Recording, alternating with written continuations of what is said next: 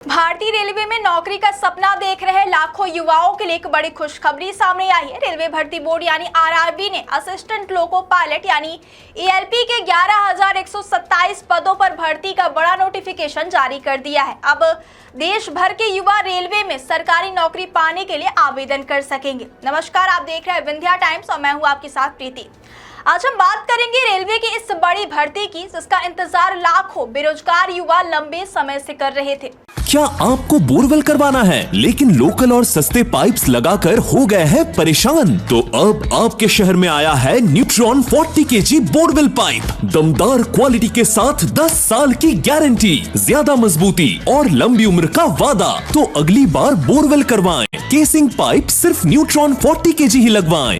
दरअसल रेलवे भर्ती बोर्ड ने विज्ञापन संख्या CEN 01/2026 के तहत असिस्टेंट लोको पायलट यानी एएलपी भर्ती 2026 का नोटिफिकेशन जारी कर दिया है। इस भर्ती के तहत देश भर में कुल 11,127 पदों पर नियुक्तियां की जाएंगी और आवेदन प्रक्रिया 15 मई 2026 से शुरू होगी।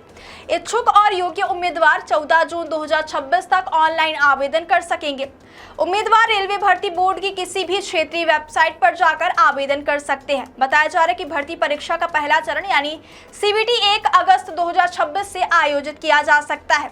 अब बात करते हैं वैकेंसी डिटेल्स की। किस जोन में कितने पद निकाले गए हैं। सबसे ज्यादा वैकेंसी ईस्ट कोस्ट रेलवे भर्ती में निकाली गई है, जहां 1,625 पदों पर भर्ती होगी। इसके बाद साउथ ईस्टर्न रेलवे में 1,531 पद, सेंट्रल रेलवे में 1400 पद और नॉर्थ ईस्ट फ्रंटियर रेलवे में 1,276 पदों पर भर्ती की जाएगी। इसके अलावा नॉर्थ रेलवे में 740, ईस्ट सेंट्रल रेलवे में 700, साउथ सेंट्रल रेलवे में 674, नॉर्थ वेस्टर्न रेलवे में 600 और वेस्ट सेंट्रल रेलवे में 541 पदों पर भर्ती होगी। यानी देश भर के अलग अलग रेलवे जोन में युवाओं के लिए नौकरी का बड़ा मौका है।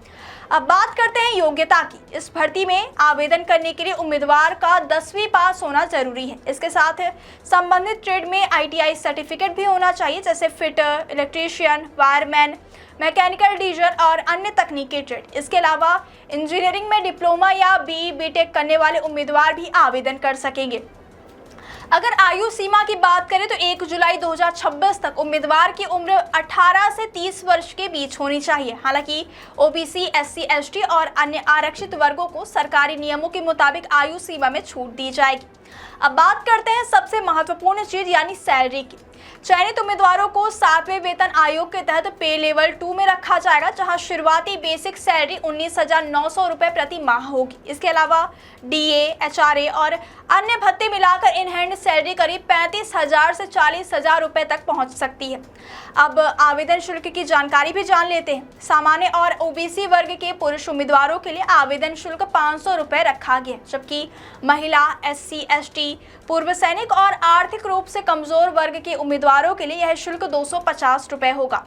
रेलवे ने आधार कार्ड को आवेदन प्रक्रिया में अनिवार्य किया है ताकि बायोमेट्रिक सत्यापन में किसी तरह की गड़बड़ी ना हो। अब बात करते हैं चयन प्रक्रिया की, क्योंकि यही वह हिस्सा है जहां सबसे ज्यादा मेहनत की जरूरत होगी। भर्ती प्रक्रिया कुल 3 चरणों में पूरी होगी। पहला चरण होगा CBT 1, जिसमें कुल 75 सवाल पूछे जाएंगे और परीक्षा के लिए 60 मिनट का समय मिलेगा। इसमें गणित, रीजनिंग, सामान्य विज्ञान और करंट अफेयर्स से जुड़े सवाल आएंगे। इसके बाद होगा CBT 2, जिसमें 2 भाग होंगे। भाग A मेरिट के लिए होगा, जबकि भाग 2 ट्रेड से जुड़ा क्वालिफाइंग टेस्ट होगा। इसके बाद उम्मीदवारों को CBAT यानी एप्टीट्यूड टेस्ट देना होगा, जिसमें मानसिकता, सतर्कता और एकाग्रता की जांच की जाएगी और आखिर में डॉक्यूमेंट वेरिफिकेशन और मेडिकल टेस्ट होगा।